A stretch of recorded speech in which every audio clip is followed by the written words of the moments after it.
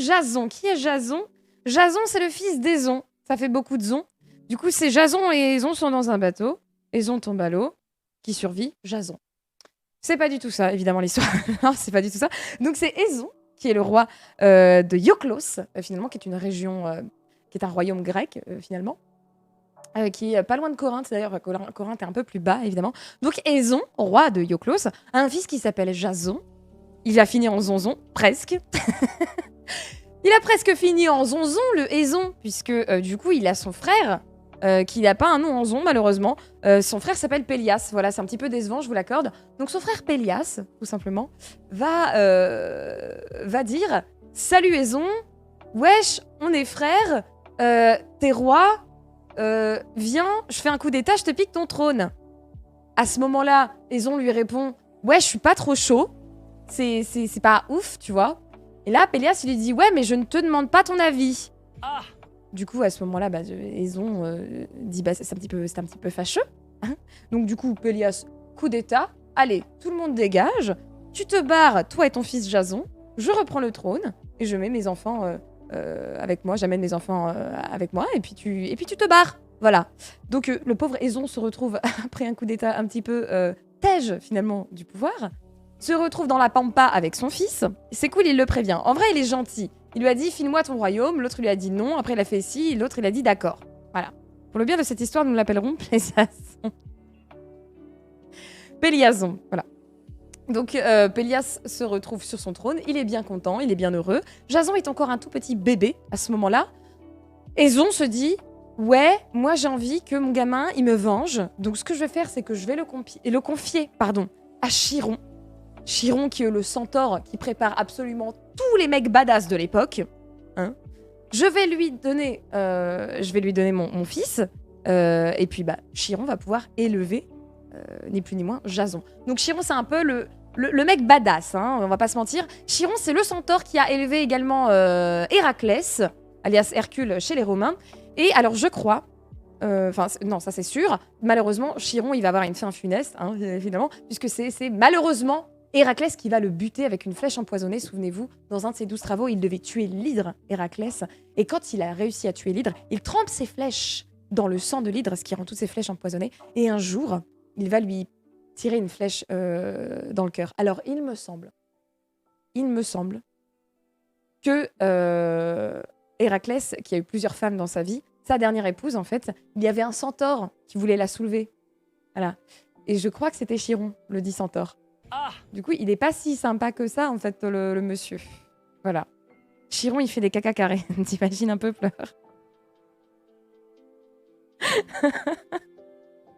Voilà, donc en fait, Chiron, on dit, ouais, il est badass, ouais, il entraîne les dieux grecs et tout. Ouais, oui, bon. Il aime aussi soulever les gonzesses de ses élèves, c'est pas terrible. Voilà, c'est un peu dommage, ouais, finalement. Bugatti Chiron, il était trop rapide pour elle. Mon Dieu. La légende raconte que Chiron a réussi à se barrer en Bugatti. Voilà, vous y êtes? La petite vanne. Bref. Ça n'était pas Nessus qui voulait soulever la meuf d'Hercule. En fait, ça dépend des mythes, mais moi, j'avais noté que c'était Chiron. Après, encore une fois, la mythologie, t'as pas mal de versions différentes. Mais c'est pour ça que je dis bien « il me semble ». Voilà. Encore une fois, ce n'est pas sûr à 100%. Bref, donc du coup, Chiron va élever Jason. Intellectuellement, au niveau de la force et tout, il va en faire un beau et fort jeune homme. Et comme dans tous les mythes que je vous raconte, quand il y a un souverain qui commence un peu à baliser, tu sais, hein, qui commence un petit peu à avoir peur d'un truc, qu'est-ce qu'il fait? Eh ben, il consulte un oracle, évidemment. Je n'ai pas ma réponse, je vais demander à quelqu'un de clairvoyant, à savoir soit la Pythie de Delphes, soit un oracle qui passe par là. Pourquoi? Qu'est-ce qui va se passer pour moi, finalement? Donc, Pélias, ça fait quelques temps qu'il attend sur son trône, il est bien content. Mais il sent qu'il y a une potentielle douille qui va arriver à un moment ou à un autre. Et il consulte un oracle.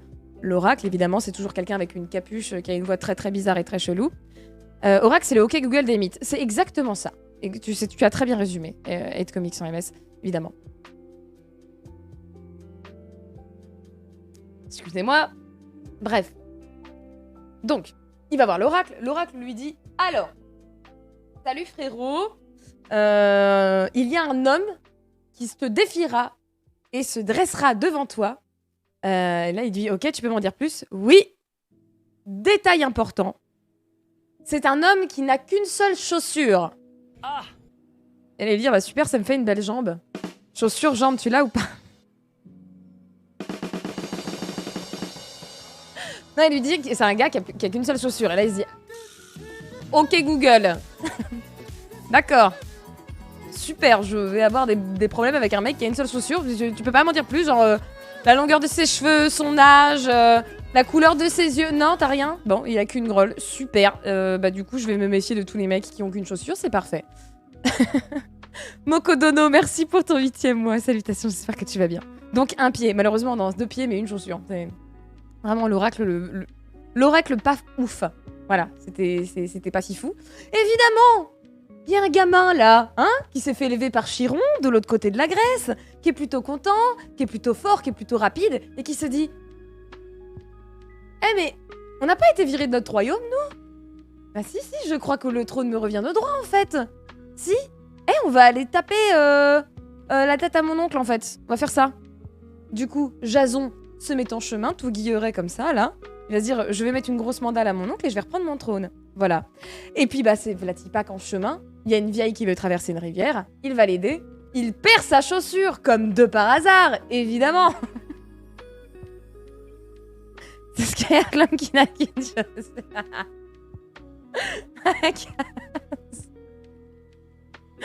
Pardon. Le pauvre Sky avec ses histoires de chaussures, putain. Bref. Donc, évidemment, il arrive à la cité, il arrive à Ioklos, comme ça. Et là, il y a une sentinelle qui gueule à Pélias. Ouais, il y a un mec qui vient de rentrer dans la ville. Ok, c'est pas grave. Il a qu'une grolle. C'est la merde. Attention, tout le monde se réfugie dans l'enceinte de la ville.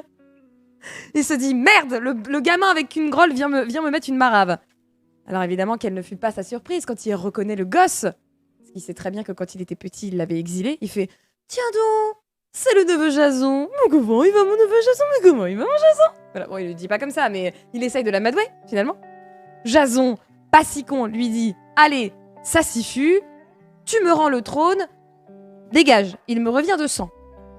À ce moment-là, évidemment, Pélias lui dit, bah, t'es gentil, frérot, mais moi, je suis là depuis que toi, tu t'étais encore le sein de ta mère. Donc, moi, j'ai fait mes preuves. Regarde, la cité est prospère, elle est belle, il me kiffe bien. Je veux dire, si tu veux le trône, faut le mériter. Non mais attends, y a pas de raison, tu vas pas arriver en mode je suis un privilégié, moi j'ai le droit du sang, tu me files le trône, je sais pas quoi. Donc mec, non, tu prouves ta valeur. Comme ça, bah, les habitants de la ville, ils te diront ok, il est badass, on veut bien de toi comme roi. Mais sinon, sans ça, tu ne montes pas sur le trône. Donc fais tes preuves, gamin, puis reviens me voir. Évidemment. Jason dit soit, que dois-je faire pour te prouver ma valeur? Et là, Pélias, évidemment, qu'est-ce qu'on fait quand on a un gamin dont on veut se débarrasser? Comme Persée s'est vu attribuer le rôle d'aller buter Médusa, et bien du coup, Jason se voit attribuer le coup du « Bon, tu vas me ramener la toison d'or. Un truc impossible à... Oui, la toison d'or. Tu vas me chercher la toison d'or, s'il te plaît, d'accord ?» Évidemment, comme Pélias est beau joueur, alors je n'ai pas vraiment compris pourquoi il a fait ça, mais enfin bon, il est gentil, vu que je te dise. Il dit « Vas-y, je te file un navire pour traverser la mer. Je te file l'Argo. » On y vient, évidemment. Argo, c'est un magnifique bateau qui a été fait par un architecte, hein, batelier, je ne sais pas si ça se dit. Un architecte naval, hein, on va dire ça comme ça. Du nom d'Argo, évidemment. Et Jason n'est pas si con. Voilà. Et là, ramène-moi l'échelle de Richter aussi. C'est exactement ça. Breaking Guys, ramène-moi l'échelle de Richter, elle est pas mal. Ramène-moi le café en revenant, évidemment. Voilà. Jason, toison, ça rime, effectivement. Bonsoir Cunégonde également. Ouvrir une halle aux chaussures. Non, non plus. Non plus. Il parlait l'argot sur le bateau, alors c'est possible. Si j'étais Pélias, j'aurais offert une nouvelle chaussure à Jason pour éviter tout risque. Donc il ne va pas aller chercher l'échelle de Richter, il va aller chercher la toison d'or. Donc à ce moment-là, il lui dit « Ok ». Jason, pas con, se dit « Je sens, je sais pas pourquoi. Je sens que ce voyage va puer la défaite, va puer le vice et les risques. » Jason, pas con, bien avant Ulysse et ses poteaux, il se dit « Tiens, si j'emmenais avec moi mes copains, un petit peu pour affronter l'adversité qui m'attend. » Finalement. Il est pas con. il va aller chercher ce qui va plus tard devenir les Argonautes, finalement, les passagers de l'Argos. Alors, il va aller chercher tous les princes de Grèce. Vraiment. Il y en a, ça dépend des mythes. Il va y en avoir entre 52 et 56. Et évidemment, ça fait beaucoup de monde. Après, plus on est de fous, plus on rit, exactement. Donc, je vais vous présenter les Argonautes, évidemment, tout de suite. Les bons Argonautes.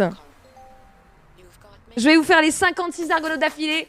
Et non, c'est faux, je vais avoir la flemme. Je vais vous raconter qui sont les Argonautes les plus célèbres. Ils ont tous un secret, évidemment.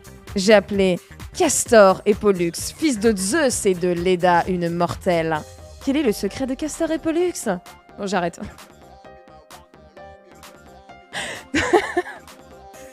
C'est Secret Story, le bordel. Ils ont tous un bail bresson sur ce bateau, c'est abusé. Tous. Castor et Pollux, ils sont amoureux, c'est faux, ils sont jumeaux.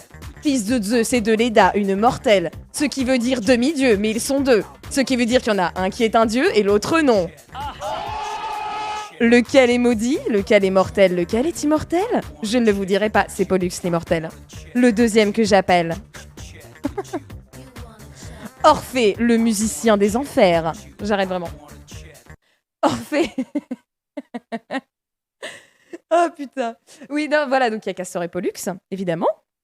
L'orgie, mon gars. Non, mais... Il y a Castor et Pollux, évidemment, sur les Argonautes. Ou alors ils sont un dieu à eux deux. Alors oui, il y en a un des deux qui est dieu. Voilà, c'est que... Il y en a un qui est dieu et l'autre, il est homme.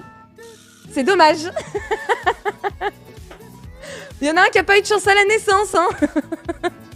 Merci à Heather pour le T2. Et le 9e mois, le bébé. Heather. Merci à Heather pour le 9e mois. C'est adorable, le bébé. Et oui, et donc du coup, c'était Zeus. Évidemment, c'est toujours lui. Hein. Dès qu'il y a un demi-dieu, souvent, c'est Zeus qui est passé par là. Et donc du coup, Zeus est passé par là. Il s'est transformé en cygne. Non, c'est... Ta gueule, c'est magique, comme j'ai envie de dire. Donc, il s'est transformé en cygne. Il a dragué Leda. Leda, la Spartiate, avait dit « Oh my god, mais quel beau cygne !» Leda a donc donné naissance à Castor et Pollux, qui sont les jumeaux, finalement. Les jumeaux éternels. Et donc, il y en a un des deux qui est mortel et l'autre qui est immortel. Bon, bah voilà, c'est lequel des deux va mourir. Bah, je vous spoil maintenant, hein, évidemment. C'est Pollux qui est immortel. Castor est immortel. Au cours d'une bataille, Castor va décéder. Pollux ne s'en remettra absolument jamais, au point qu'il va même carrément demander à Hadès, le maître des enfers, un petit pacte en mode « S'il te plaît, je veux que tu me rendes mon frère, ou au moins qu'il puisse jouir de la vie éternelle. » Du coup, il dit « Viens, on fait moite-moite. Moi, 6 mois de l'année, je vais aux enfers en tant que mort. Et ensuite, les 6 autres mois, je reviens sur Terre et je permute avec mon frère. » Donc voilà. Et c'est ce qui va se passer pour Castor et Pollux à la fin, finalement. Pollux, frère d'Hélène, d'ailleurs, Pollux, frère d'Hélène, Castor et Pollux sont des frères d'Hélène. J'y viens, puisque sur le bateau des Argonautes, il y a un autre mec archi stylé que vous connaissez déjà. Il s'agit de Thésée. Je vous ai déjà raconté le mythe de Thésée. Et Thésée... Alors, par contre, ça, j'ai pas eu de réponse si c'était avant ou après la toison d'or. Bon, bah écoutez, je continuerai à chercher, mais enfin là-dessus, j'ai pas trouvé de réponse. Mais je crois que c'est après, lorsque Thésée va affronter le Minotaure et tout ce qui s'ensuit. Bah Thésée en chemin, il va s'arrêter à Sparte. Voilà, et à Sparte, Castor et Pollux ne sont pas là, mais il y a la petite sœur qui est là. La très belle Hélène de Sparte.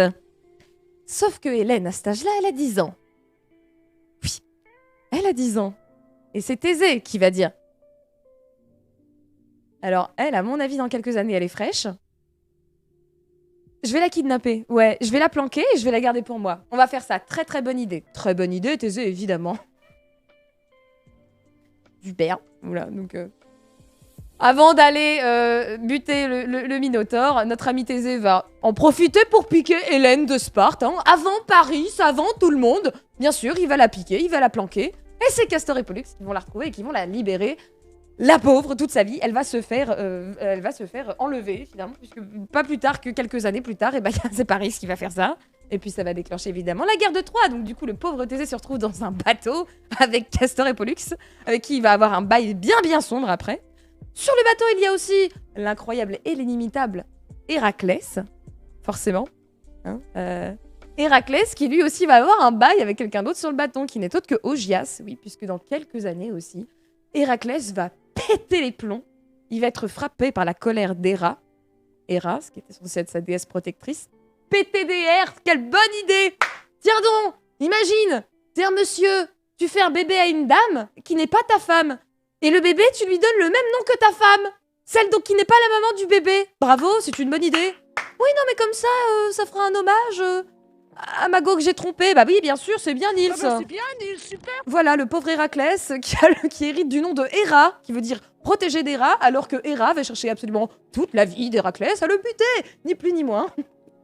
Donc, quelques années plus tard, Héra va frapper de sa fureur Héraclès, qui lui, dans un élan de colère, va buter sa femme et ses enfants, ni plus ni moins, et pour se racheter, va faire ses 10 travaux, qui deviendront les 12 travaux, évidemment, d'Héraclès. Et dans ces 12 travaux, dis donc, il va y avoir une mission pas mal merdique, et c'est rien de le dire, puisqu'il s'agit de nettoyer les écuries de son poteau Augias, qui est lui-même dans ce bateau, avec tous les autres argonautes.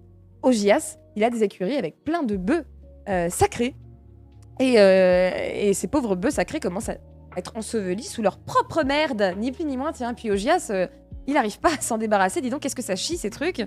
Et c'est Hercule qui, des années plus tard, lavera ses écuries. Voilà, tout simplement. L'histoire de Jason et de la Toison d'Or, c'est un best-of de toute la mythologie grecque avec tous les guest stars disponibles de l'époque. Alors oui, après il manque quelques guest stars pas mal, mais ils n'étaient pas contemporains. À savoir Thésée, Héraclès, Jason sont contemporains. La génération d'après, on la connaît, c'est évidemment Ulysse, Achille, et ce qui déclenchera la guerre de Troie. Ça va environ 10 à 15 ans plus tard, finalement. Donc, alors je vous parle, ils sont encore tous très très jeunes, ils sont encore enfants, quoi. Sauf ceux qui sont dans le bateau, évidemment, c'est un peu les aînés du bail. Sur ce bateau, il y a aussi également, et non pas des moindres, Orphée. Alors, que fout Orphée? Puisque Orphée n'est pas du tout un soldat, Orphée n'est pas un guerrier, ni même un combattant. Non, mais il s'avère que Orphée va se rendre excessivement utile. Vraiment, très utile. Orphée, c'est le plus grand poète / chanteur / musicien de toute la Grèce antique. Sincèrement. C'est THE poète, THE musicien. Orphée, tout le monde dit qu'il a une voix. Mais une voix, il a une telle voix qu'il est capable de résoudre les conflits, il est capable de charmer les animaux, de charmer les pierres. Le mec qui chante le caillou déchante. Bref, c'est un truc de fou. Donc Orphée, il va s'avérer bien plus utile que prévu. Et d'ailleurs, c'est le poteau Jason qui va le débaucher en premier. Enfin, pas en premier, mais qui va, au bout d'un moment, aller le débaucher, qui va lui dire « Ouais, viens avec nous sur le bateau. » Orphée va dire « Ouais, moi, je m'en fous un peu de vos histoires, là. » « Ah bon, t'es sûr? Parce qu'il y a quand même Thésée, Héraclès, Castor et Pollux, il y a quand même du beau monde, frère, hein, ce serait cool que tu viennes. » Du coup, Orphée dit « Ah ouais? Bon, bah ok, je viens. » En fait, Jason, c'est un peu un rabatteur d'OPSP, hein, tu vois. Il arrive, il fait « Ouais, tu veux pas faire cette OP? » Non, ah t'es sûr, il y a Squeezie et Gotha qui le font, hein. Oh, ok. Voilà. Orphée, c'est une princesse Disney, en fait. Et bah voilà, c'est pas faux. C'est pas faux. Pauvre Orphée, d'ailleurs, qui malheureusement n'aura pas vraiment de chance en amour parce qu'il est trop con. Pour ceux qui connaissent évidemment le mythe d'Orphée et d'Eurydice. Ah là là, quelle histoire. Subgirl, Clara essaie de charmer des pierres. Non mais c'est terrible. Donc du coup, ils se barrent avec tout ce petit monde. Ils vont se barrer. Et donc ils vont aller à Colchide. Finalement. Colchide, c'est où? Alors à l'époque, c'est vraiment juste après la mer Noire. Donc là, on est vraiment très très loin de la Grèce. On est vraiment dans le monde oriental finalement. Pourquoi est-ce qu'on est allé jusque-là? Eh bien parce que c'est là où se trouve la Toison d'Or. Alors c'est quoi la Toison d'Or? C'est qui? Pourquoi lui, là, à Colchide, il l'a eu et pas un autre pélo quelque part en Grèce? C'est ce que je vais vous raconter évidemment maintenant. Eh bien ça vient d'Atamas finalement. Ça remonte à l'époque d'Atamas. C'est la mer Noire, voilà. Colchide dans les prés. Comment ça?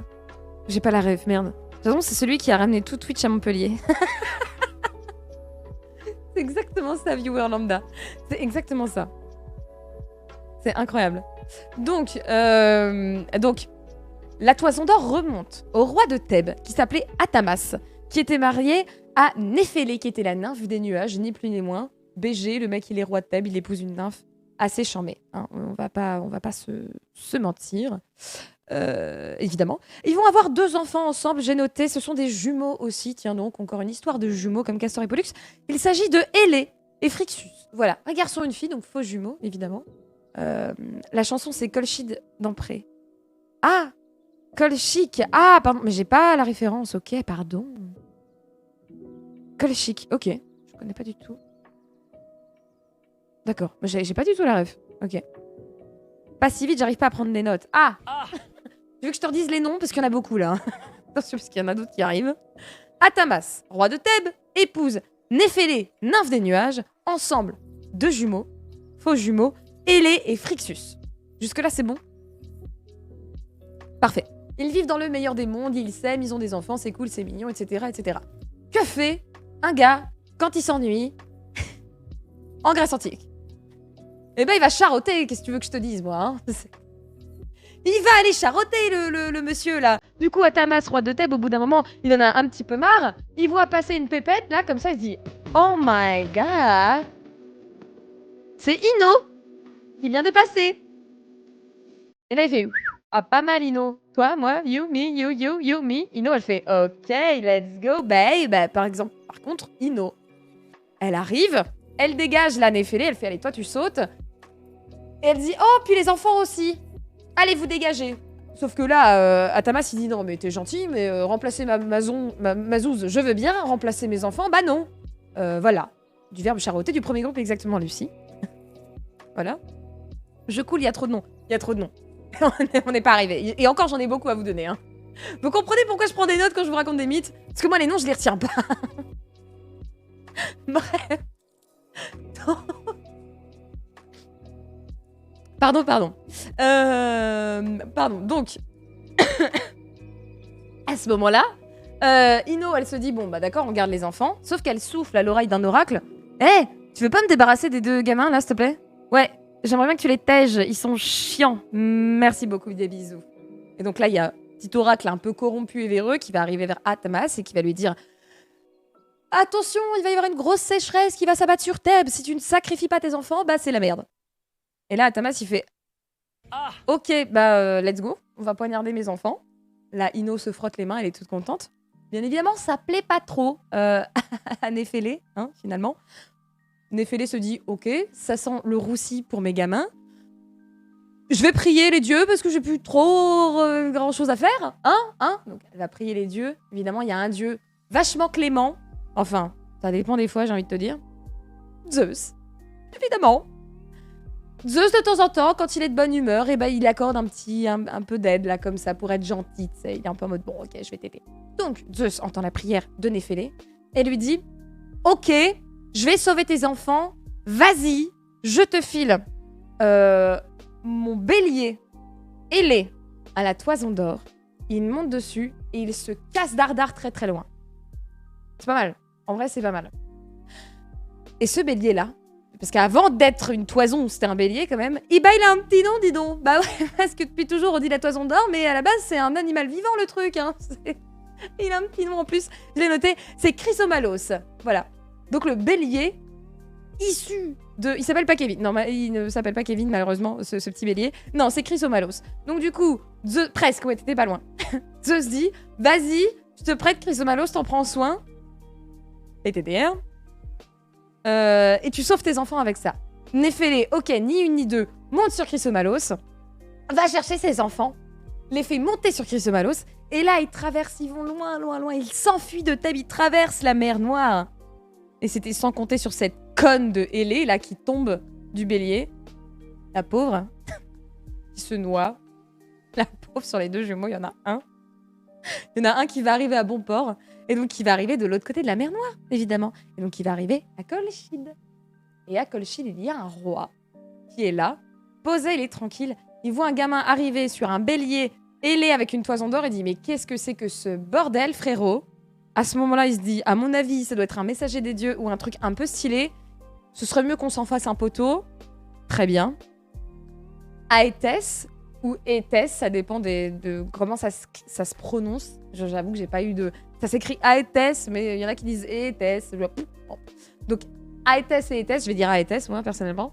Donc, Aétès, roi de Colchide, voit le gamin Phrixos arriver sur son bélier. Et là, il lui dit...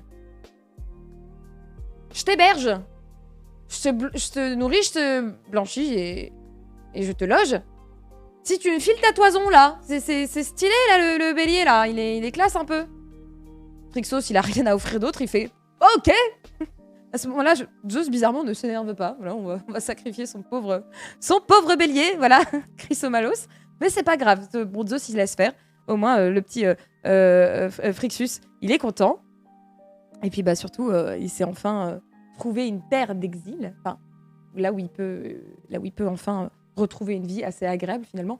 Et puis, bah, loin de son père, de Thèbes, d'Atamas, qui voulait le buter pour essayer d'avoir de meilleures récoltes. Oui, c'est un petit peu bâtard, hein, finalement. Donc, Aétès était avant, d'ailleurs, pour la petite anecdote, alors je crois que ça sert un peu à rien, mais enfin, je vous le dis quand même, qui était le premier roi de Corinthe. Voilà. Donc, avant Corinthe, il en a eu ras le cul. Il s'est dit, allez, on va aller ailleurs sur d'autres terres, on va voir si c'est un peu plus sympa. Il s'est retrouvé en Orient, à Colchide, et il s'est dit, oh, mais c'est charmé ici. Et il y a installé sa famille, son fief, il est devenu le roi de Colchide. Et donc, du coup, il s'est dit, tiens, maintenant, j'ai la toison d'or, c'est quand même un truc excessivement stylé, je sens qu'on va me la voler. Je propose que je la cloue à un chêne. Et pour être sûr que personne ne me la pique, je la fais garder par un dragon qui ne s'endort jamais. C'est encore plus classe que Cerbère. N'oubliez pas, Cerbère, il se fait bolosser un petit peu par Thésée, en mode au calme, alors que je t'assure que ce dragon-là, tu le bolosses pas facilement. Il faut que j'arrête de lire le chat 20 minutes d'histoire, je suis déjà perdue avec tous ces noms. Mais vous fumez, monsieur. Exactement. Jason, ses parents étaient pas du Nord, ils hésitaient avec Jordan. Comment ça? Qu'il est bête, Stachi. Dragon sous caféine, clairement. Vraiment en perfusion, le bordel. Hein. Jason, exactement. C'est Jason. Donc, Jason, il se dirige avec ses poteaux les Argonautes à Colchide, puisque du coup, c'est le roi Aétès qui a repris la toison d'or. Que fait un petit impertinent qui arrive sur vos terres et qui dit « Salut mec, file-moi ta toison d'or !» Aétès lui dit « Bonjour, non. pourquoi je ferais ça en fait ?» Il lui dit « Non mais allez, vas-y, sois sympa. Écoute, moi je dois retrouver mon trône. On m'a dit ouais, si tu veux reprendre ton trône, faut que tu nous ramènes la toison d'or, là je sais pas quoi. Bon vas-y, file là et je me casse et t'inquiète, il y aura pas de dégâts. » À ce moment-là, le mec lui dit « Eh ben faut la vérité. Eh oui. Ah putain, le nombre de personnes qui disent à Jason de prouver sa valeur, on ne les compte plus, sincèrement. » Et là, il lui dit « Je te file la toison si tu fais 3 trucs pour moi. » Rebelote les 12 travaux. C'est faux, pas du tout. Il lui dit « Alors. » Et là, attention, c'est le moment LSD. Il y en a toujours au moins 1 ou 2 dans les mythes. On y arrive. Oui, on y arrive. 3. Il lui dit « Tu vas atteler des bœufs qui crachent du feu par les naseaux. Une fois que tu les auras attelés, tu leur fais creuser des rigoles afin de semer des dents de dragon. Une fois que tu auras semé les dents de dragon, ces dents-là donneront naissance à des guerriers redoutables. Et tu les affrontes tous. Camoulox. Évidemment. Et là, le mec lui dit « Bien sûr que oui. C'est très très clair, j'ai tout compris. Absolument pas, j'ai rien compris. Tu peux me la refaire. En gros, je dois prendre des taureaux qui crachent du feu par les narines, certes, leur faire creuser des rigoles, mettre des dents de dragon dedans, PTDR, les dents de dragon, elles deviennent des guerriers redoutables. Génial. Allez, c'est parti, venez les Argonautes, on y va. » Et là, il fait « Attends. Non, tu fais ça tout seul. T'as cru que t'allais prendre tes 53 pélos, là 56 ou 52, ça dépend des mythes. T'as cru que t'allais prendre tes poteaux? Non, tu fais ça tout seul. Et en une journée. Faut pas déconner. Et là, du coup, tu auras mérité ta toison d'or, mon chouchou. Voilà. Tu veux pas 10 balles? Non, mais c'est ça, il aurait dû lui dire, vas-y, 100 balles et un mars aussi pendant qu'on... C'est intéressant comme histoire. Comment il est censé faire?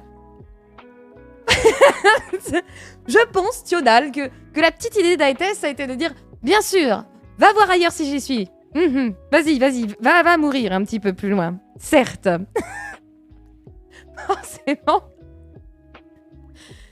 Et là, il lui dit, ok, admettons, je les trouve où les dents de dragon? Et là, il fait, non, t'inquiète, je te les donne. Aétès lui file des dents de dragon qu'il va devoir semer, qui deviendront des guerriers. Oui, tout est cohérent, évidemment. Puis là, il y a 2 déesses qui sont sur l'Olympe et qui s'emmerdent vachement et puis qui voient toute la scène. Et oui, c'est la femme de Zeus, c'est la fille de Zeus. J'ai nommé Athéna et Héra. Bizarrement, elles s'entendent bien en général, ces deux-là, alors que bah, c'est pas vraiment C'est quand même la fille du premier mariage de Zeus, enfin bon bref. Elle voit la scène et elles se disent là Jason il va un peu en chier. Qu'est-ce qu'on fait lorsqu'on a une mission impossible à accomplir quand on est un héros? Eh ben on bénéficie du privilège, du cheat code Dieu. Hein, évidemment. Et merci Mina, c'est les 1 an de Mina. Alléluia. Les 1 an de Mina. C'est le thé de Mina, GG. Merci pour ton thé, c'est adorable. Mina qui fête ses 1 an, le contrôle technique de Mina. Voilà. On appelle Tom Cruise. Pour une mission impossible. C'est vrai, ça fonctionne. Ça fonctionne, Konlak et Stachi, c'est vrai. Non, évidemment, on fait appel à papa et maman les dieux. Bon, Jason n'est pas issu de Dieu, hein, voilà. Mais il y a Athéna et Héra qui se disent, on peut peut-être lui filer un petit coup de main à cet enfant-là, à qui il manque une chaussure. Ah oui, depuis tout ce temps, il a qu'une chaussure. Non, c'est faux, j'en sais rien. Mais ce serait drôle, voilà. Les 1 an de Mina.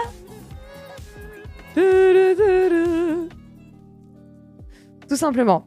Le fameux Deus Ex Machina, comme dans tous les mythes, exactement. Le Deus Ex Machina.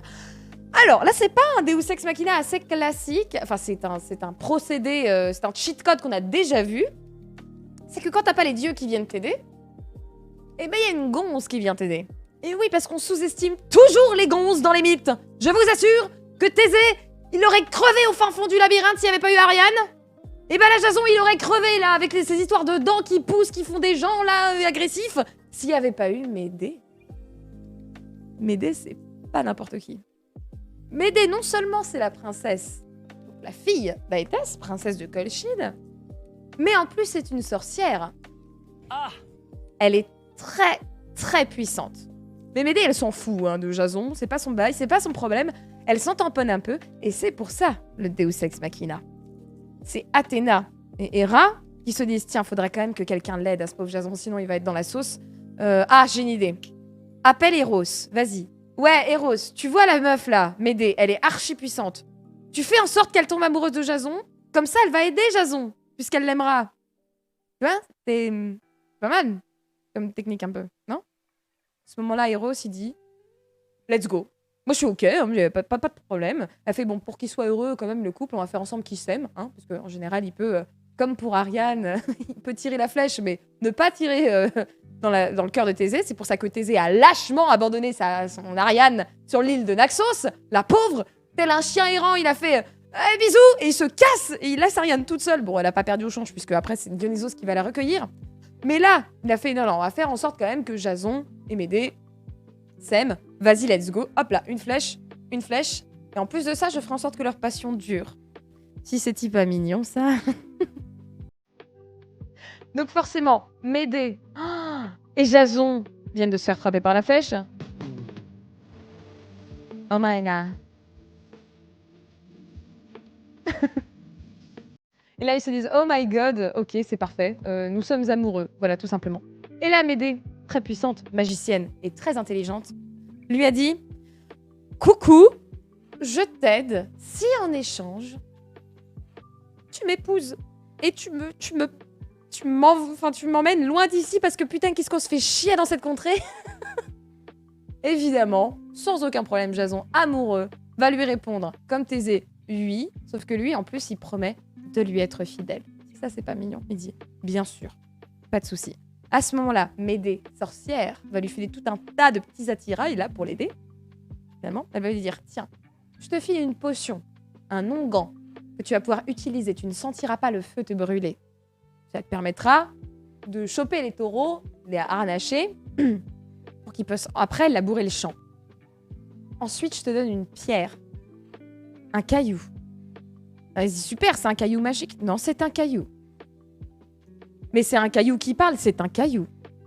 Bien sûr que oui. Et... D'accord. Oui, un caillou. Pourquoi faire, du coup? Elle dit c'est un caillou. Exactement, un caillou. Bref, j'arrête. Elle dit oui, parce qu'une fois que les méchants, là, les guerriers, une fois que tu auras semé les dents de dragon, tu auras des guerriers horribles et redoutables qui vont sortir de la terre. Mais ils ont un point faible. Et là, il dit, les cailloux. Elle fait, bien sûr que non. Ce ne sont pas les cailloux. Quels sont les points faibles de ces guerriers redoutables?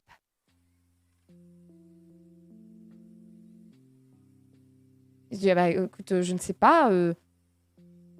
Je sais pas, la fatigue, non. Les femmes, non. La thune, non. Le vin, non. Le sexe, non. Ils sont très cons.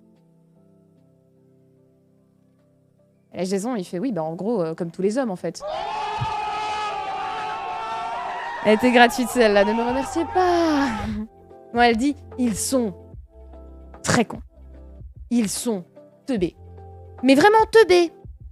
Donc une pierre, ce sera... C'est tout, t'as pas besoin d'autre chose. Ils sont cons, je te dis. Tu lances le caillou et ils vont commencer à s'entretuer. Mais pourquoi? Mais parce que oui, tu vas voir.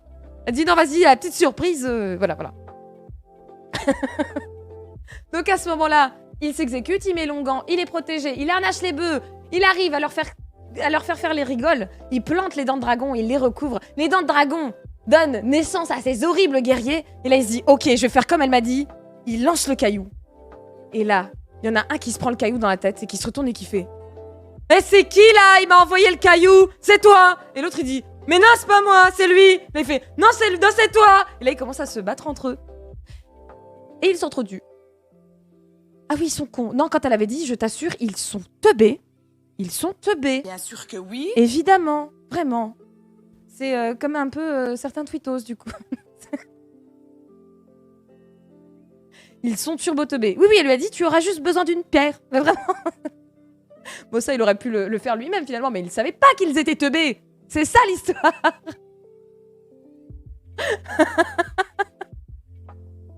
C'est quoi, cette meuf même pas lui donne un tracteur pour se mettre? Tasmanie. Tobri maximum. Non mais vraiment Tobri, genre ils s'entretuent. Donc du coup bah lui, il s'est assis, il a pris son seau de popcorn, Jason, puis il les regarde, il attend. Du coup il retourne voir Aétès et il fait « Let's go, c'est bon !» Surtout qu'en plus ça n'a pas de sens parce que pourquoi tu te fais chier à planter des dents qui vont devenir des guerriers qui vont crever? Bref. Donc il revient voir Aétès, il lui fait « Let's go frérot, j'ai fini ta mission, maintenant tu me files la toison d'or, je rentre chez moi, yes eyes !» Voilà, après ça dépend des versions, soit Aétès pète un câble en lui disant « Mais MDR c'est mort », soit il veut faire le fourbe. On va prendre cette version-là, parce que de toute façon les deux, c'est la même issue. Il va faire le fourbe, il va lui dire « Ok, mais demain. » Genre pas là. Genre demain. Ouais. Comme ça, t'attends un peu, et puis le temps que je trouve une solution pour te zigouiller davantage, et puis let's go, on fait ça. Je te la donne demain. Allez. Évidemment, Médée, elle sent la douille, hein, elle est pas con. Du coup, elle dit à Jason, écoute, je sens qu'il va nous la foutre à l'envers, genre royal. Vraiment, beaucoup. Je te propose qu'on vole la toison maintenant et qu'on se casse. Ça te va comme plan, un petit peu? Hein? Let's go. Jason dit, écoute, je te fais confiance. Tu m'as aidé pour les 3 tâches cheloues. On va faire ça. Oui, sauf que bon, il faut quand même qu'ils aillent buter un dragon qui ne s'endort jamais, ni plus ni moins. Alors évidemment, Jason, il arrive avec son épée tout fier, il va terrasser le dragon. Pas du tout. Pas du tout. Absolument pas. C'est Médée qui va faire absolument tout le boulot, comme d'hab. Jason et la toison d'or. Non, c'est Médée et la toison d'or, d'accord? Bref, Médée va faire tout le boulot. Elle va arriver devant le dragon, le dit dragon, là, qui ne s'endort jamais, va choper une branche de genévrier, va récupérer la sève du genévrier qui est réputé pour être, soporifique, finalement, va le souffler comme ça sur les yeux du dragon, va dire un truc dans sa langue de magicienne, finalement, le dragon va s'endormir, et hop, à ce moment-là, ils vont pouvoir récupérer la toison. Non, il fallait juste agiter une branche sous le nez du dragon depuis le début, en fait, on sait pas. Voilà. Pendant ce temps, Persée et Héraclès font une partie de Uno sur leur navire pour passer le temps. Ah, il n'y a pas Persée, apparemment, dans les Argonautes. Après, ça dépend encore une fois des versions. Il y a plein de versions où il n'y a pas Thésée, où en fait, si, il y a Thésée, mais en fait, il n'y a pas de lui, mais en fait, il y a lui. Bon, la seule version qui est juste et pour laquelle tout le monde est d'accord, c'est qu'il y a Jason dans les Argonautes. Voilà. Ça, c'est la seule certitude qu'on a. Le reste, c'est un petit peu, voilà, quoi. Bref. Donc, en arrivant, ils virent que le dragon n'a plus de dents. Alors, c'est pas faux. Non, mais ça se trouve, le dragon, il a des dents de lait, en fait. C'est tout mignon. Il pourra dire, ouais, elle était en train de m'aider. Ah bah c'est bien, il est super. Ah, coucou. Coucou Valentine. On fait quelle version du mythe là? Le la raconte, comme d'hab Valentine. Donc, il récupère la toison d'or. Médée et Jason, à ce moment-là, Médée dit à Jason, vite, on se taille, c'est maintenant, mon daron va nous retrouver, ça va être la sauce. Il fonce à l'Argo, le bateau, évidemment. Surtout Aétès avait un petit peu plus ou moins menacé de le brûler, le bateau. Hein. Évidemment, Aétès, il arrive à être au courant qu'on lui a piqué sa toison d'or. Il est, on va pas se mentir, il est pas très très content. Coucou Protmille. Il est pas très très content. Du coup, il dit à tous les argonautes, let's go, on y va, on fonce et on trace et on ne se retourne sous aucun prétexte. C'est ce qu'ils font. Les argonautes rament comme des bâtards, sauf qu'il y a Aétès qui est derrière et qui veut les suivre. Et elle le savait. Elle connaît très très bien ses navires, hein, Médée. Elle connaît très très bien ses navires. Elle savait qu'ils allaient les rattraper. C'est pour ça qu'elle a pris une petite précaution avant de partir. Non pas de couper les rames, ce qui aurait été finalement une bonne idée. Hein, non. Non, elle a pris son demi-frère. Voilà. J'ai noté son nom. Il est ce frère ou demi-frère, d'ailleurs. Je l'ai noté. C'est Apsyrtos. Eh ben dis donc, le pauvre. Frère ou demi-frère Apsyrtos. Voilà. On trigger les versions où Thésée est dans l'explication, ça n'a aucun sens. Et dans l'expédition, ça n'a aucun sens. Bah ça dépend. Mais c'est comme les mythes d'Hermès, ils ont pas de sens. Pareil pour la lyre d'Orphée, normalement elle est pas censée être déjà là, la lyre d'Orphée, puisque du coup Hermès c'est pas encore... Bon, bref. Whatever. Donc, elle prend Apsyrtos, du coup son frère, et elle se dit ça va être une super monnaie d'échange. Oui. Elle est maligne. Du coup, qu'est-ce qu'elle va faire? Vous pensez qu'elle va prendre le frère, descendant, voilà, de son père, hein, Aétès. Elle va le menacer, en mode, ouais, si tu nous poursuis, je tue ton fils. Non, non, ça c'est la version gentille, voilà. Elle va faire un truc absolument horrible. Elle va dire, tiens, si je le découpe en morceaux, et que je lâche petit à petit des morceaux, et bah le temps qu'il ramasse les morceaux de mon petit frère, bah il sera loin. Enfin nous on sera loin. Pas con. Elle est psycho. Elle est vraiment complètement psychopathe. C'est terrible. Nice, c'est festif. C'est totalement festif. Hein. C'est super. Hein. On dirait Seth et Osiris. Elle a fait un chili con carne du petit frère. Ah vraiment, elle s'est sentie acculée par le truc. Elle a dit, putain, il nous rattrape. Qu'est-ce qu'on fait? Viens, je découpe mon frère et je sème ses petits bouts. Comme ça va le retarder. Alors évidemment, tous les argonautes le voient font. On voyage avec elle, là? Waouh. C'est super. Ouais. Size.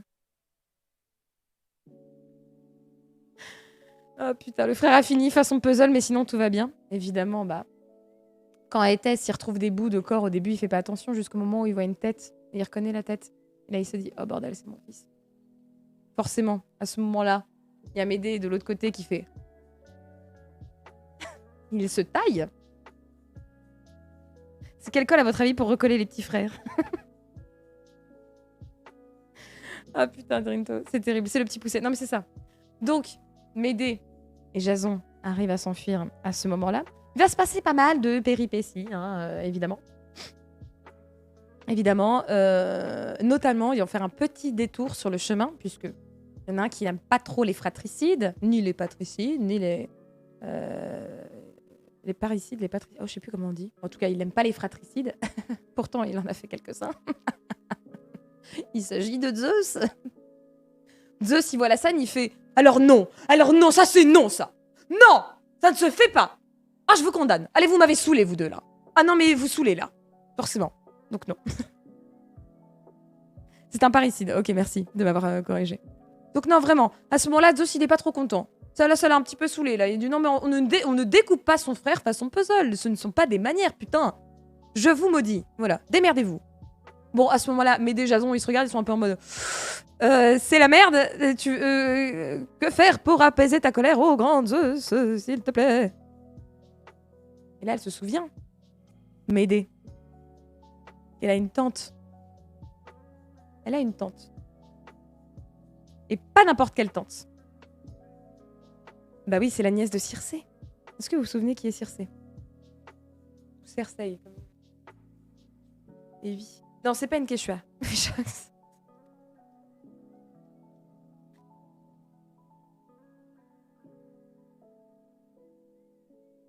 Ça y est, ils sont partis sur la tente Quechua. C'est pas une Canadienne non plus. Et oui, le Circé Zavata non plus.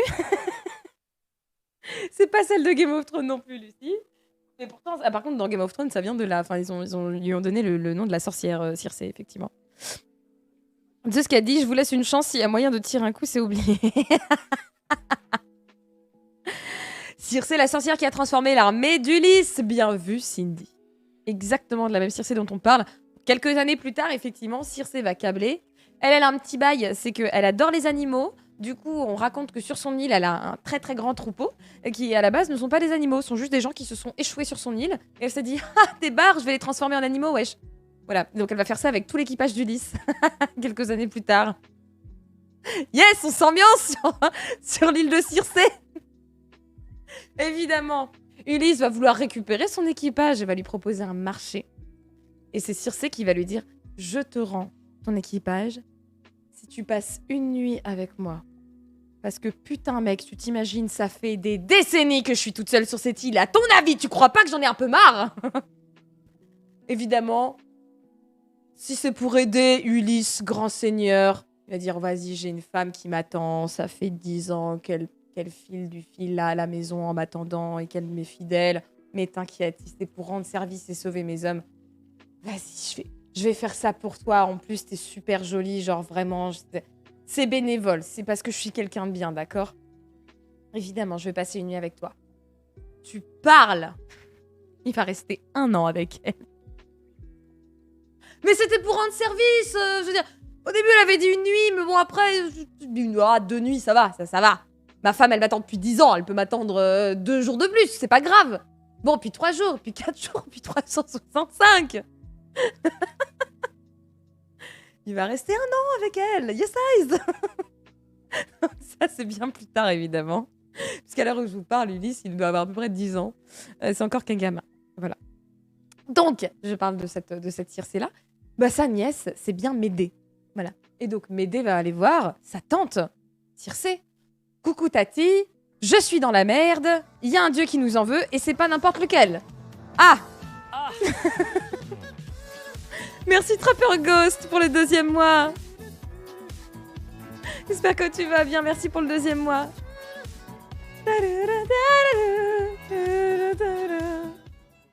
Chez Tati Tatou. Chez Tati Tatou. Exactement. Voilà. Donc, Circé, pour que sa tante puisse la m'aider. Galette. Puisse l'aider. Tout à fait. M'aider. Ah là là, mon Dieu. Tata, si tu m'aides pas, tu finis comme le frangin. Je te découpe.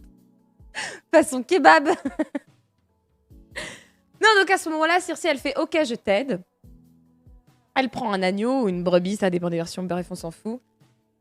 Elle tranche le cou de la pauvre brebis. Elle nettoie les mains de Jason et de Circé avec le sang. Et elle fait des incantations à Zeus pour demander pardon à Zeus, etc., etc. Donc là, elle est libérée du courroux de Zeus. Pour l'instant, en tout cas. On touche du bois, évidemment. Sauf que Circé lui dit, par contre, t'es qu'une petite conne. Je déteste tes agissements. Voilà. Elle lui dit, à mon avis, ma belle, toi, tu vas finir maudite. Vu toutes les conneries que t'es en train de faire au nom de l'amour, là, de je sais pas quoi, de ton Jason, ou je sais pas, tu vas vraiment très mal finir. C'est ta Tati qui te le dit. Là, l'autre a fait, ouh, j'ai peur! Et elle se casse.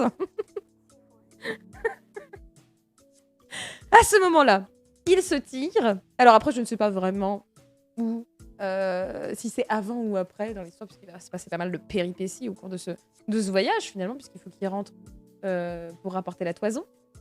Au cours de ce voyage, il y en a un sur le bateau qui va s'avérer extrêmement utile. Voilà, pour à plusieurs moments, à propos, d'ailleurs.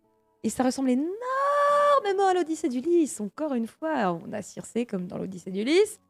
Et là, on a des pierres cheloues, comme dans l'Odyssée d'Ulysse. Comme Charybde et Scylla. Bon, elles sont pas aussi vénères hein, dans ce mythe, évidemment, mais oui. Nettoyer avec du sang, qu'est-ce qui est sale pour eux? C'est une excellente question, à propos. Coucou, Méo. On parle de la même Tati qui transforme des gens en animaux. Ok, pourquoi pas. Non, mais c'est ça, c'est elle qui te permet de dire « C'est pas bien ce que tu fais. Oui, mais toi, tu prends des marins, tu les transformes en cochons. » Ta gueule. Oh, merci Méaude. Merci Matt. C'est trop chou. C'est pas quand tu vas bien. J'ai des courbatures. Je suis dans la sauce, vraiment.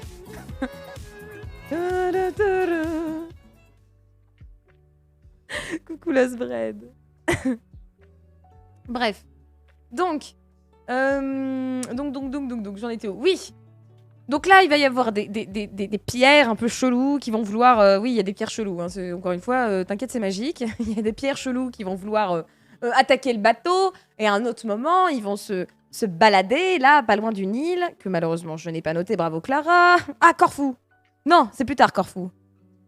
Oui, c'est plus tard, Corfou. Donc, on y viendra. Mais là, ils se baladent au détour d'une île et ils entendent des petits bruits. Ils entendent vraiment des bruits un peu bizarres, un peu... Ouais, je suis une sirène et tu vas mourir.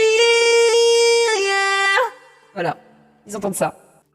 Et là, ils se disent, waouh, qu'est-ce qu'elle chante bien. Pas comme moi, tu vois. Waouh, qu'est-ce qu'elle chante bien. Ils viennent de tomber aux mains des sirènes. Ulysse n'a rien inventé. Non, je déconne. Le vocodeur remarche. Et oui, le vocodeur remarche, les enfants. Non, t'imagines, les sirènes, elles parlent comme ça, plutôt. Bonjour, nous sommes des sirènes. Wouhou. Yes. On va vous manger. Et vous découper en petits morceaux. Comme le frère de Médée.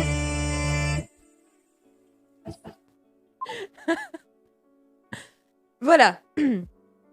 Et c'est ce son qui était censé attirer les hommes. Alors oui, dans la mythologie, c'est un peu plus sexy que ça. Hein. Moi, j'y arrive pas. Hein. C'est...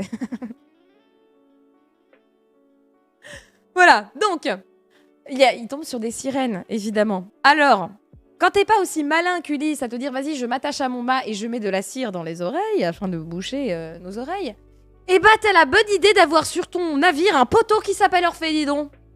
Et ouais. Et là, il y a battle de chant, les gars. Je vous jure, battle de chant. Orphée versus les sirènes. C'est le zbeul, les sirènes elles sont là en mode ouais, on chante trop bien. Et là, il y a Orphée qui est en mode ouais, mais moi je suis le fils d'un dieu. Et voilà. Et là, à ce moment-là, les sirènes elles font oh my god, wow. Et ça dépend des mythes. Et normalement, elles sont tellement jalouses du pouvoir d'Orphée qu'elles se suicident. Alors, ça correspond pas trop puisque normalement, il y en a plus ou moins 2 qui sont encore en vie. Pour se repeupler, pour que plus tard, elle puisse coincer Ulysse et son équipage. Ouais, donc du coup, il y en a 2 qui sont pas mortes, normalement. Tout simplement. Et oui, donc franchement, Orphée, il est un peu carré là-dessus. Hein. Ça, c'est clair. Hein. Orphée, il a un gros mythe. Il charme les pierres et les sirènes, il charme tout. En vrai, il a été excessivement utile. Hein, parce qu'à la base, Jason est en mode ouais, je vais prendre un poète, quoi. Super, merci, au revoir. Bah non, il va grave te carrer le cul, mon gars. Voilà, la chanson des sirènes, les charlots, oui, vient YouTube.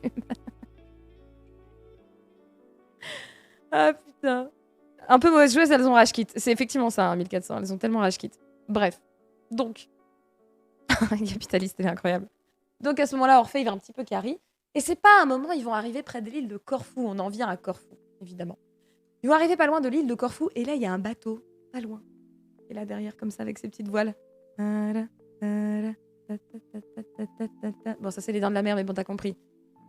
Et donc là ils guettent le bateau et ils se disent merde, c'est Aétès.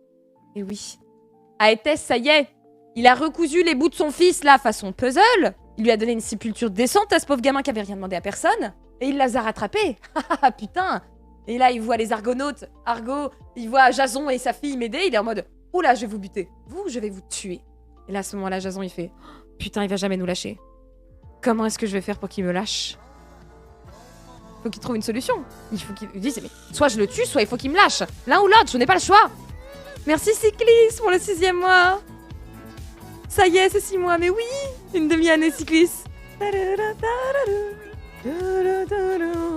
Il envoie des sirènes vocodeurs. Non, parce que si jamais il passe au travers des mailles des sirènes vocodeurs, le mec, il continuera. Il coupe sa fille. Ah, c'est pas con, ça. En vrai. Non? Parce que s'il fait tout ça depuis tout ce temps, bah c'est aussi pour récupérer sa fille qui s'est barrée. La petite conne, elle a fait sa fugue, là. Maintenant, ça suffit, tu rentres à la maison, là, Médée, hein. Oh, ça suffit les conneries, hein. Voilà. Et merci Naito-sama, 6e mois. Ouais, bah tout pareil d'abord, hein. Merci Naito-sama. Envoyer un caillou au Jason. Ah oui, ça aurait pu marcher, mais malheureusement, il est pas si con, Aétès.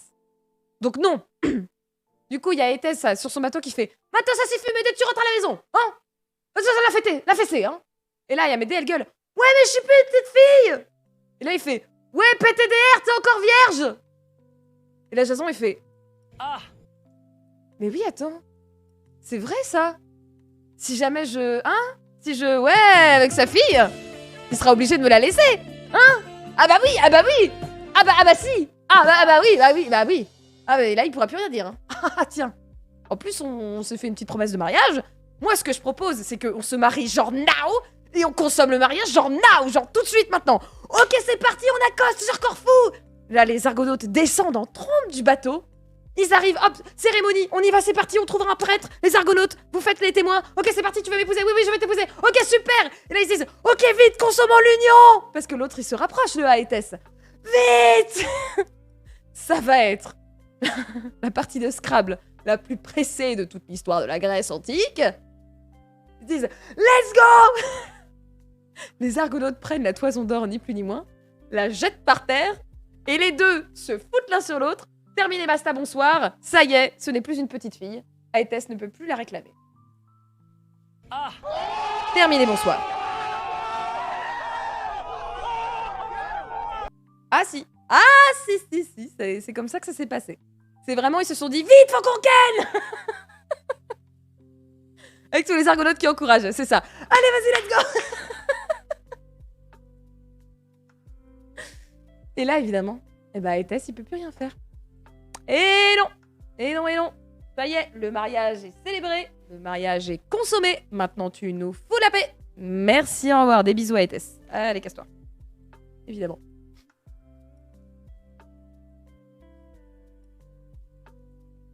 Plus rapide qu'un mauvais scénario.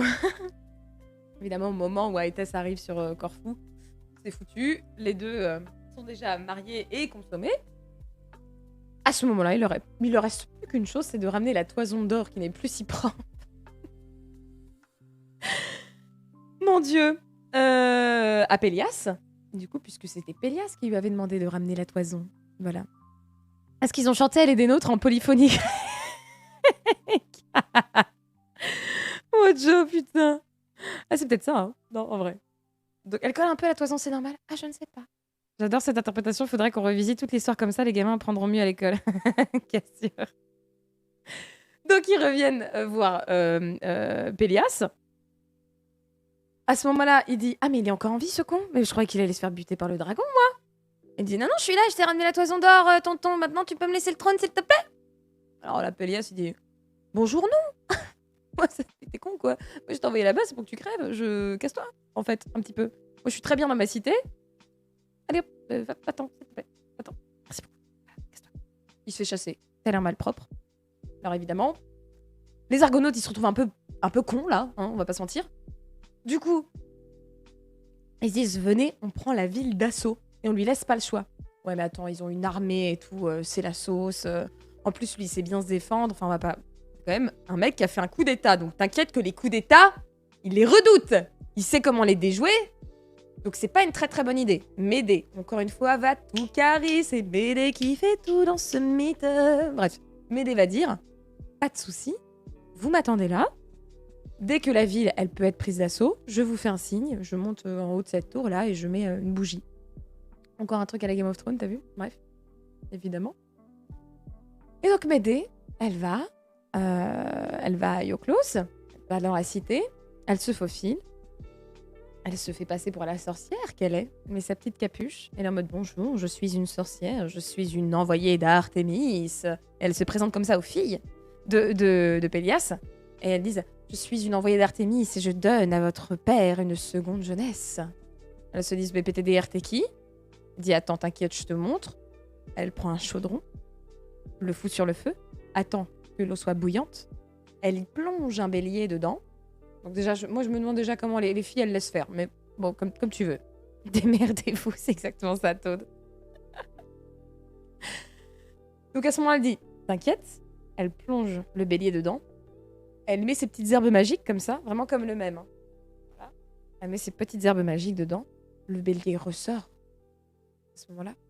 Et c'est un tout petit agneau, tout pipou qui sort. Et là, elles se disent oh putain, mais ça marche vraiment. Mais c'est trop bien. Elles font oh papa, viens, on va te mettre dans un chaudron bouillant. Et là, le père, il dit bonjour, non. Bah non, ça ne marche pas. Alors Médée, elle fait bon, je vous file les petites herbes. Vous savez ce qu'il vous reste à faire. Vous mettez l'eau à bouillir, 100 degrés, vous plongez votre daron, il ressort, c'est un bébé, terminé, basta, on est bien, non? Et là, votre papa, il sera tout jeune, tout beau, tout frais, il pourra encore régner des années et des années sans être un vieux crouton, là, comme il l'est. Et les filles, elles sont en mode, mais c'est trop bien. On va faire ça. Du coup, le papa, ils font, non mais vous avez fumé ou quoi? Il fait, vous fumez, mesdames. Voilà, il dit ça à ses filles. Et elles ont dit, mais non, mais c'est une sorcière, elles nous ont donné des herbes magiques et tout, mais si, c'est trop bien. Tu vas vivre longtemps et ça va être chouette. Et là, vraiment, Pélias, il sent la douille et il dit, mais non, vous êtes con, c'est fou. Qui m'a donné des filles aussi connes, sérieusement? Des herbes de Provence. La version de Sénèque, à l'égorge de bélier, c'est tout dégueulasse de partout. Oh, Berk. Oh, Berk, Valentine. Du coup, Pélias, il se laisse pas faire, il dit, non, mais vous avez craqué, moi je veux pas me foutre dans votre bain, là, barrez-vous. Bon, les filles lui laissent pas le choix. Hein. En pleine nuit, elles se jettent sur le papa, elles s'y mettent à 3, elles le mettent dans une marmite d'eau bouillante et elles mettent les petites herbes en mode « Maintenant, on va attendre !»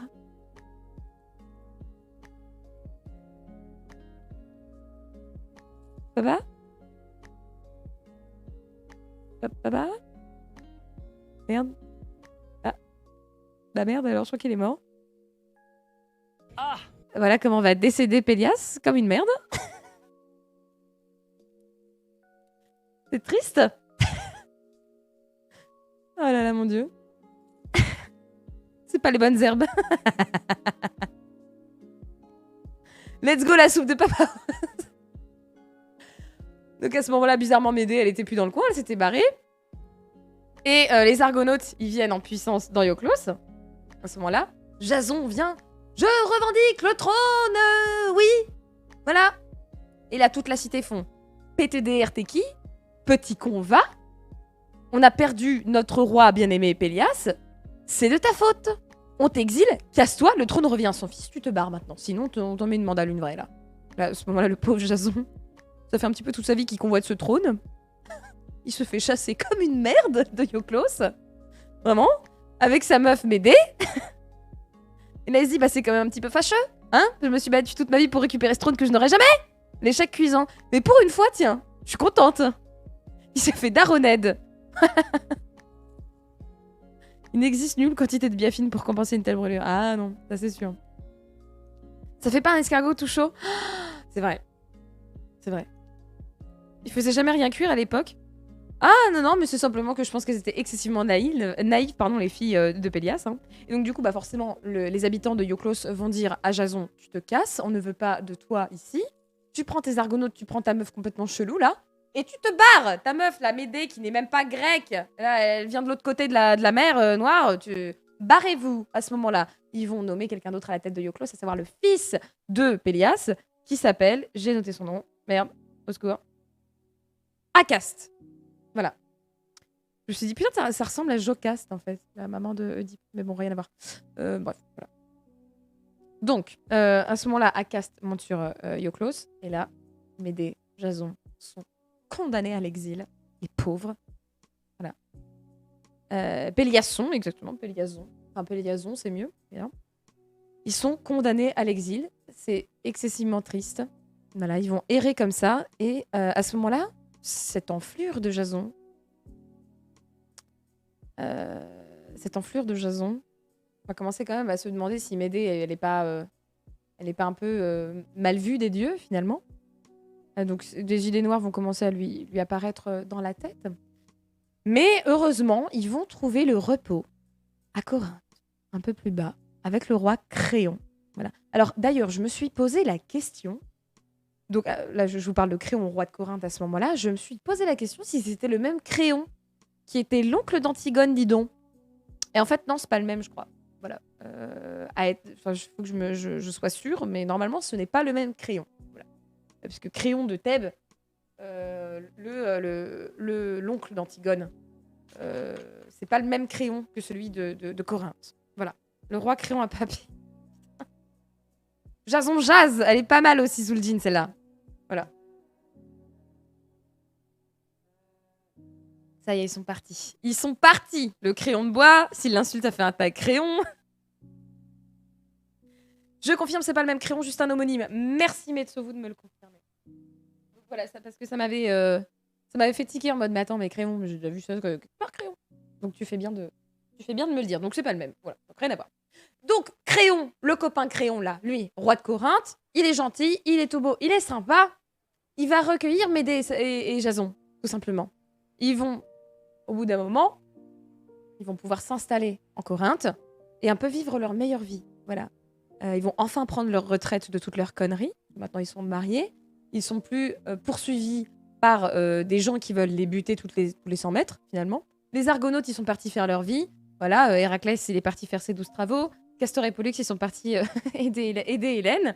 Orphée, lui, il est parti se trouver une femme qu'il perdra comme un con par ailleurs quelques temps plus tard. Voilà, donc ils sont tous en train de vivre leur vie. Et Jason, bah écoutez, il a un pavillon finalement avec un scénic et un labrador. Et puis avec Médée, ils ont 2 enfants, 2 petits garçons qui ont des noms à coucher dehors, comme d'habitude, hein, évidemment. Et je les ai notés. Merméros et Phérès. Voilà, 2 petits garçons, Merméros et Phérès. Médée, elle est heureuse. Elle commence à élever ses enfants. Et puis de temps en temps, le week-end, elle va chez Ikea. Le samedi, elle va faire les courses chez Auchan avec Jason. Et ils filent le parfait amour. Et ils vivent leur meilleure vie. Et ça, c'est plutôt très, très mignon. Voilà. Jusqu'au jour où... Il y a toujours un jusqu'au jour où, vous le savez. Non, mais oui, ça pouvait pas être aussi simple. Voilà. Ils ont pris leur retraite. Jusqu'au jour où, il y en a un aussi qui a pas tardé à prendre sa retraite dans tout ça. C'est vrai qu'au prix du mètre carré, la Corinthe, c'est plus avantageux. Puis c'est juste à 1 heure de Thèbes, donc bon. Mais exactement, Todd, en vrai. J'aime trop comment ça. On s'arrête là, stop.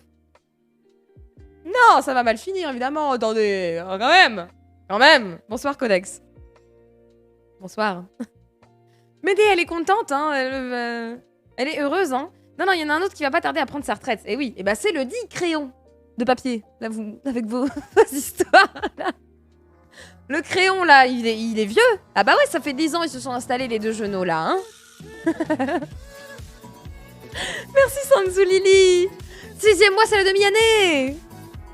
Je viens essayer de me changer les idées aujourd'hui, j'espère que vous allez bien. Oh, bah alors. Viens de changer les idées, Lily, ça va bien aller. Coucou Axiom aussi, c'est le 15e mois, Axiom. C'est trop cool. Merci. Elle a perdu son royaume mais trouvé l'amour. Et oui, Tasmanie. Exactement. Et merci François, c'est le 8e mois. Bonsoir.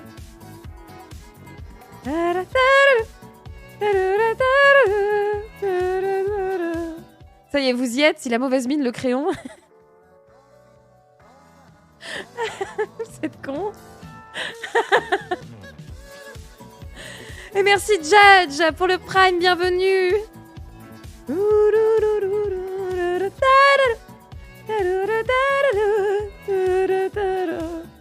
Merci Judge A pour le Prime, bienvenue chez les pneus. C'est trop cool, j'ai un train, oui.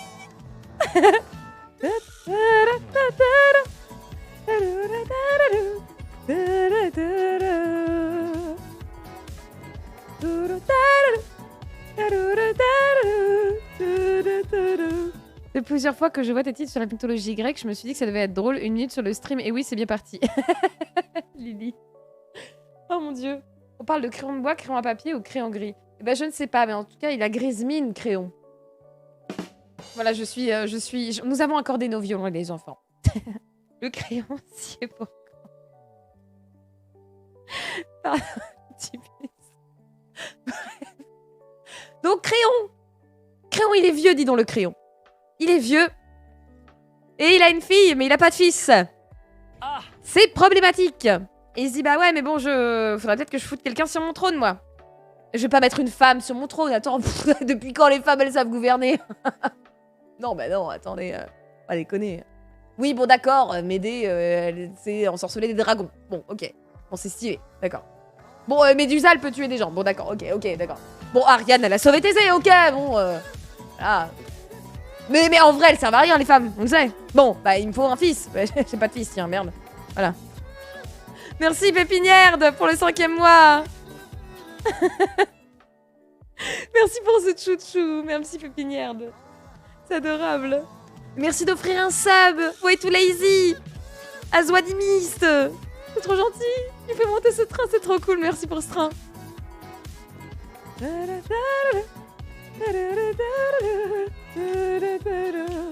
Voilà. On est d'accord, les hommes se battent à mort pour un vulgaire caillou, et alors? Donc sinon, il faut que je file ça à quelqu'un. Il faut que je donne mon trône à quelqu'un, finalement. Et merci Johanna Jojo pour les 100 bits. Merci beaucoup. Merci, c'est trop cool, Johanna.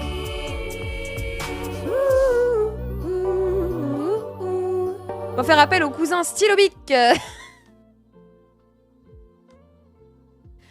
Non, il se dit, bah, du coup, ce serait bien que je trouve quelqu'un qui puisse monter sur mon trône, quoi. Et monter sur ma fille. Ah, pardon. Excusez-moi. J'assume moyen, celle-là. Ok. D'accord. Donc... Oui, parce qu'il a une fille. Voilà, bah oui, bah, il a pas de fils, il a une fille. Voilà. Il se dit, putain, faut que je trouve un mec beau et fort gaillard pour reprendre mon trône. Et... Pardon pour cette vanne, je suis désolée. Elle est ignoble. Exactement. Pas pour la goumer, non, pour l'épouser. Voilà, tout simplement impur. C'était plus pour l'épouser, pour faire des petits-enfants et pour continuer à faire grandir sa lignée. Ni plus ni moins. Il faut une mode Clarabo. Ah, je mets du temps, Lily. Hein. Je mets beaucoup de temps. Mais oui. Il faut que quelqu'un créonne sa fille. Et bah, du coup, vous croyez pas assez bien. Puisque Créon, sa fille, elle s'appelle Créuse. Aison et Jason, Créon et Créuse, on dirait une vanne. Leur nom, on dirait des vannes. Je vous mens pas.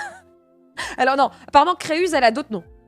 Dans le sens où j'ai vu certaines versions de ce mythe où elle s'appelait pas que Créuse, elle avait un autre nom qui n'avait absolument rien à voir. Je l'ai pas noté, je regrette un peu. Mais j'ai déjà, me suis déjà renseignée. Et en lisant, j'étais en mode, hein, elle s'appelle comme ça? Bah attends, non. Elle s'appelle Créuse, et en fait, c'est la même. Voilà. Donc voilà, tout simplement. Donc Créuse, la pauvre Créuse, il faut qu'elle trouve un mari, et évidemment, Créon, il se dit... ouais, le mec, là, qui est venu il y a 10 ans, ouais, il est un peu BG, là, ouais. Bah ouais, on va le marier avec Créuse, finalement. C'est bien, ça. Et merci, Aiden, pour le 7e mois qui fait monter ce train. Merci beaucoup.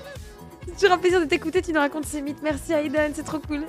Merci, Way to Lazy, qui fait remonter ce train encore, avec Tasmania. Merci beaucoup. On est à 84%, c'est trop cool. Merci pour votre soutien, les bleus. C'est adorable. Merci beaucoup. Merci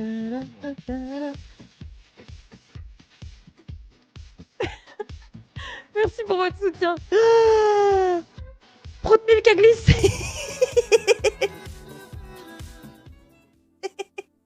Prout Milk, tu as glissé. Prout Milk, tu as glissé. Ta ta ta ta ta.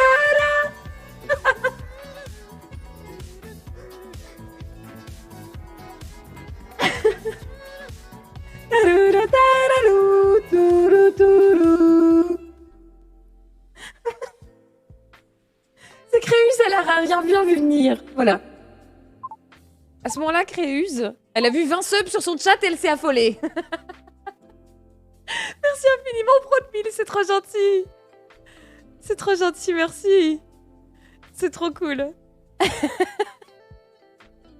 On est déjà au level 5, merci beaucoup.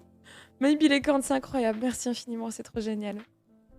Je suis super contente. Coucou Yannou aussi qui nous rejoint. Ah merde, depuis tout à l'heure, je fais pas popper le poulpe en fait. On va le laisser un petit peu, comme ça il vient vous dire bonjour. Il est tellement mignon ce poulpe. J'aimerais bien ça avec Médusa. Putain, à animer une Médusa, ça doit être terrible, non? Ça doit être vraiment terrible. Mais oui, merci pour ce train, c'est trop génial. Maybe les cornes, c'est trop cool. Merci infiniment. Donc Créon, pardon, Créuse. Donc à ce moment-là, Crayon va voir Jason. et lui dit ouais, ça serait trop bien que t'épouses Créuse. Mais il lui dit bah ouais, mais je suis mariée quoi. Puis j'ai 2 fils quoi, donc c'est pas tip top. Voilà. Je lui dis ouais, après bon c'est ça va, c'est pas grave.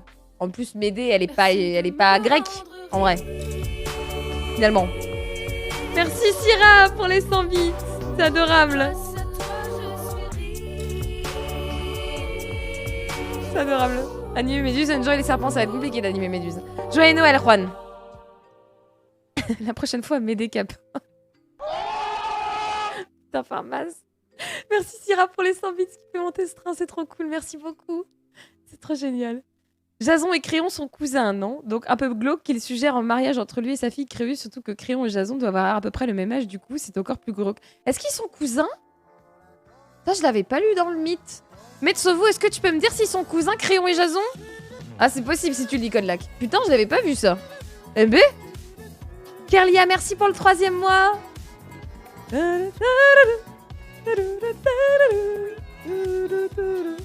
Qui fait monter ce train, merci. Bonsoir Exode aussi également. Et Fenguy qui nous rejoint. Metsovu, est-ce que du coup tu peux me confirmer ou m'affirmer que Jason et Créon sont cousins? Putain je savais pas. Si je me fie à l'arbre généalogique, non mais c'est parfaitement probable, Codelac. Mais putain je savais pas du tout. Ah oh, trop bien. Après bon tu sais l'arbre généalogique, enfin je veux dire, les mariages consanguins, à l'époque grecque. Zeus et Héra sont frères et sœurs jusque là. Je veux dire, Hadès c'est l'oncle de Perséphone. Voilà. Hein, ouais. Je veux dire, Urano c'est le fils de Gaïa. Bon, ça va devenir son mari, super, on adore quoi. Voilà. Donc bon, c'est ok, finalement. Et merci Way Too Lazy d'offrir un sub à Numbers qui fait montrer ce train. Et merci encore Kerlia, c'est trop gentil. Christine Boutin épousait son cousin. D'accord. Mais est-ce que... Metsovu, est-ce qu'ils sont cousins? Pardon. Merci, c'est trop gentil. Merci de faire monter ce train les copains. C'est trop cool, merci beaucoup. De toute façon, les histoires d'inceste, on ne peut pas avoir pire. Ah, mais il n'y a que ça dans la mythologie antique, il n'y a que ça. Vraiment, Vraiment, c'est... Jason, quand il avait besoin d'aide, il faisait Médée, Médée, Médée. Exactement, Babyface. Il faisait Médée. Médée, Médée. Les mariages de ton cousin dans la mythologie, encore ça va, en France, c'est déjà passé hors mythologie. Après, c'est vous qui voyez, hein, évidemment. Honnêtement, je m'en souviens plus, mais en tout cas, ça ne me pose pas de problème. D'accord, ça te paraît pas déconnant, quoi. Ok. Bah, c'est fou. Bah, tu vois, j'apprends un truc, c'est trop bien. Merci encore pour ce level 5, c'est trop génial. Merci, c'est trop chouette. Donc, à ce moment-là, il lui dit, mais tu peux répudier Médée. Parce que lui, il dit, bah, je peux pas répudier Médée, je suis marié, j'ai 2 gosses, mec, on a un crédit sur 20 ans, c'est la merde. À ce moment-là, Créon lui dit, t'inquiète, tu répudies Médée, de toute façon, elle est même pas grecque, ta nana, là. Donc, elle dégage, votre mariage est caduque. Comme ça, t'épouses ma fille, c'est une corinthienne, 100% grecque, t'inquiète. Terminé, basta, bonsoir. En plus, elle est plus jeune, plus jolie. Ah. Non, parce que ta go, là, hein, elle est plus très fraîche, hein. Non, mais on va pas se mentir. Hein. Le vilain. Et merci Protmille. Incroyable. C'est adorable qui complète ce train. Merci Protmille, c'est trop génial.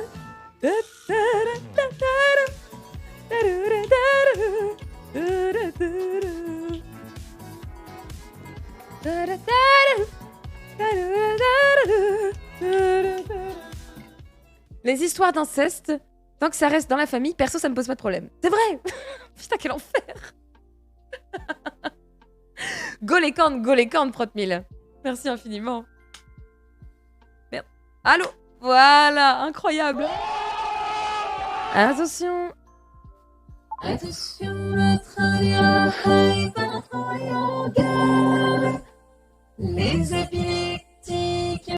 Faites attention à vous les épileptiques. Attention, nous allons passer à la scène du Wati, train de la Wati Hype. Accrochez vos ceintures, c'est parti. Nous sound. Merci les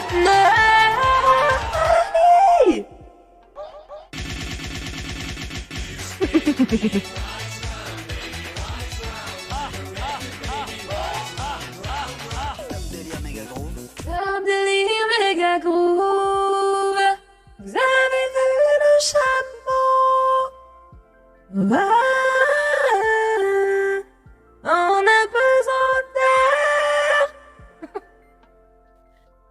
insupportable, vraiment. On a le droit au compte que pendant 5 minutes avant la coupure, c'est une arnaque. C'est faux. C'est faux, Codelac. Là, tu es de mauvaise foi. Hop. Bonsoir, c'est le Tramaster. Je voulais juste te passer le bonsoir, je vais manger, alors bon appétit à toi. Oh, joyeux Noël, c'est le Tramaster, prends soin de toi. Donc, on en est à cette créuse. Cette créuse. C'est ça, hein? Elle s'appelle créuse, on est d'accord. Hein. J'ai déjà oublié, c'est abuser les enfants. Ouais, crayon. Oui, créuse, c'est bien ça. Donc, à ce moment-là, sauf que vous vous souvenez, au tout début, oui. Au début, quand Jason et Médée se sont rencontrés, ils n'en avaient strictement rien à foutre l'un de l'autre, hein, bien sûr. Non, c'est Eros qui est passé par là. C'est Eros qui a fait ça entre Médée et Jason. Hein? Et c'est Jason qui avait dit « Bien sûr que je vais t'épouser. Je vais même te promettre ma fidélité. » Et que fait un homme lorsqu'il promet qu'il sera fidèle? Forcément, il ne l'est pas. Ah.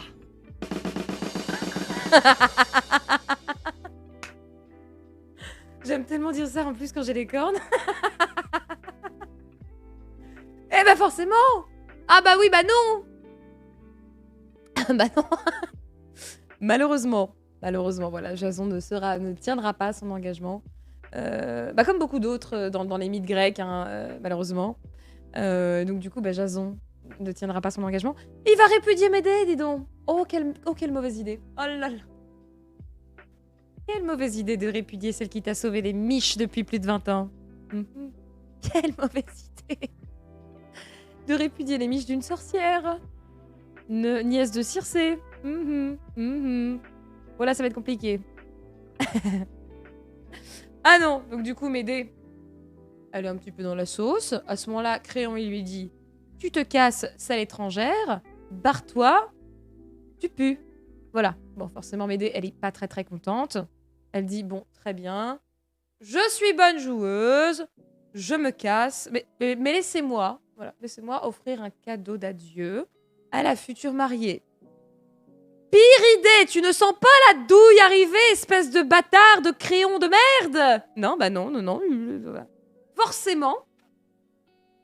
La pauvre Créuse va trinquer, hein, alors qu'elle a rien. C'est nul. Pardon, c'est nul. Donc, elle va lui faire un cadeau à la future mariée. Elle va lui offrir une très très jolie robe de mariée. Oh là là. Allez, je vous souhaite beaucoup d'amour. Je me retire. Tu as gagné le cœur de mon mari. Bien sûr. Donc elle va lui envoyer une robe. Une robe de mariée. La petite Cruse, un petit peu naïve, voilà. Elle va être toute pipou, elle va dire « Oh, trop bien, j'ai reçu une robe de mariée, elle est trop jolie. » Elle va mettre la robe de mariée. Hop là, la robe de mariée s'enflamme, yes I. Top délire méga groove, le mariage commence très très bien. Elle se transforme en torche humaine.